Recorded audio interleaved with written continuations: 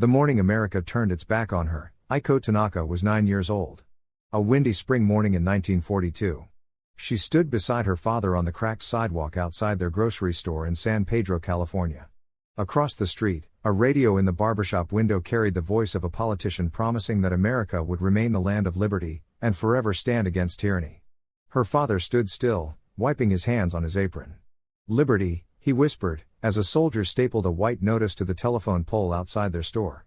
The paper fluttered in the wind like a careless flag. "All persons of Japanese ancestry, both alien and non-alien, will be evacuated." Non-alien. That was the government's word for citizens like Aiko, born under the same flag that now betrayed her. Her father, a quiet man who had built his business from nothing, stared at the notice as if it were written in another language. "But we are Americans," he said softly. "We pay taxes, vote, obey every law." Her mother said nothing.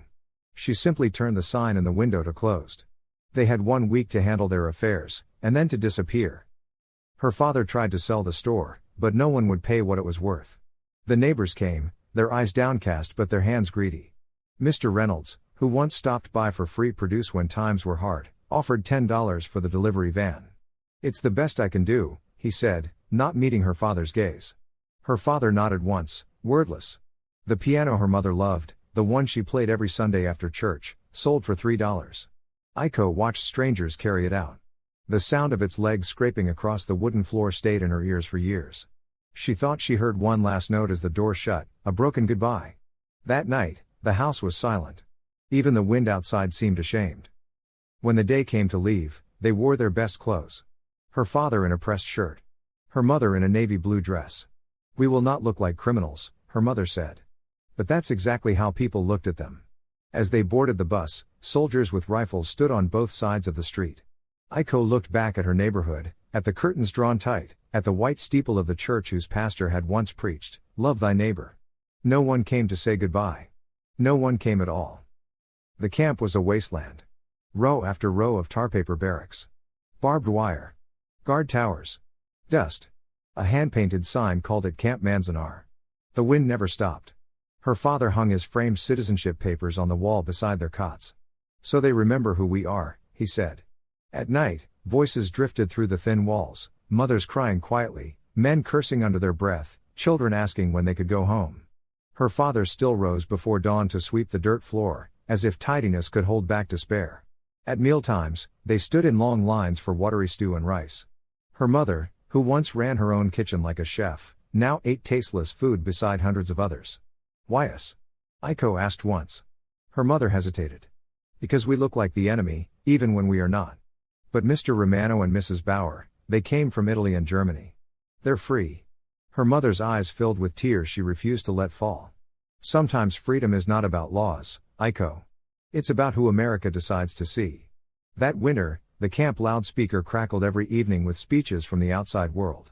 Politicians talked about liberty, democracy, and the fight against tyranny. The hollow words drifted through the cold air like ghosts. "They talk about freedom," her father murmured, "while we sleep behind barbed wire." Then came the letter about her cousin Hiroshi. He had joined the army, the segregated Japanese-American 442nd Regimental Combat Team, made up of young men whose families were locked behind fences like Aiko's. The letter said he died in France rescuing trapped soldiers from the 36th Texas Division. Aiko's mother covered her mouth with both hands. "He died for them," she whispered. "While they kept us in cages." For days afterward, her father didn't speak. Only the wind moved through their barracks. One morning, men came for Aiko's father. They said he was suspected of treason because he subscribed to a Japanese newspaper. Aiko never saw him again. Weeks later, a letter arrived saying only that he had died in another internment camp. No date. No cause. No location. Just died. Aiko read it twice, not believing a man could vanish so completely, not just from a town, but from memory itself. No body. No stone. Just absence, heavy as dust. When the war finally ended, there was no celebration in the camp. Only another notice tacked to a board, authorized for release. The fences stayed up even as the buses rolled out. Freedom was handed to them like a permission slip. They returned to California with nothing. Their home was gone. Their store sold. Neighbors said things like, "You can't blame the government, times were dangerous."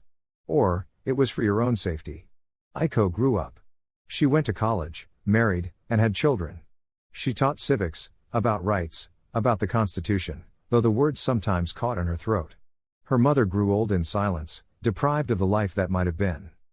In 1990, nearly 50 years later, a letter came from Washington. The envelope bore the seal of the United States and the words Office of Redress Administration. Her mother was in her 80s then, her hands trembling from a life much harder than it should have been. She asked Aiko to read it aloud. Inside was a check, and a printed letter on official stationery. A monetary redress can never fully convey our nation's regret for the injustice suffered. Yet we must do our utmost to right a grave wrong. On behalf of the American people, I offer our heartfelt apology. George H.W. Bush, President of the United States. Her mother began to cry softly, a sound Aiko hadn't heard since the camp. Her eyes fixed on the president's signature. Heartfelt apology, she whispered. Where was their heart when they sent soldiers to our door?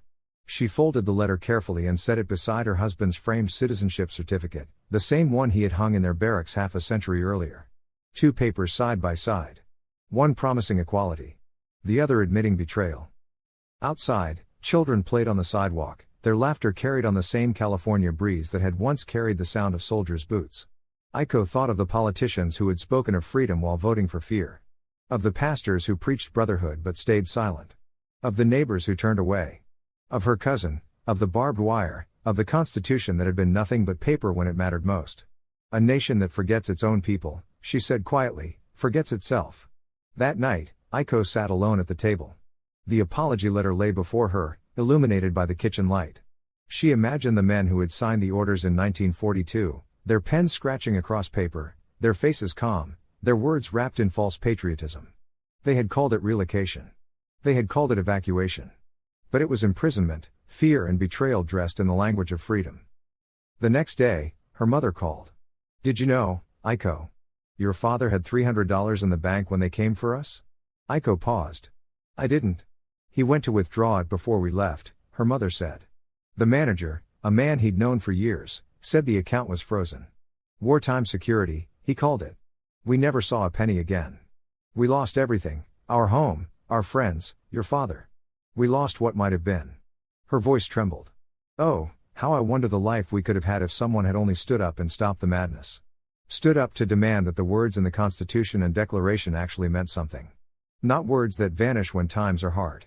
The politicians had stood in front of microphones and spoken of democracy, victory, and justice. But not one had stood in front of the barbed wire. They spoke of freedom as though it were written on sacred paper. But paper had betrayed them more efficiently than any soldier. The Constitution that promised liberty. The Declaration that shouted equality. The loyalty questionnaire that demanded proof. The evacuation order that condemned them without trial. Homes sold for pennies on the dollar. Farms lost. Bank accounts gone.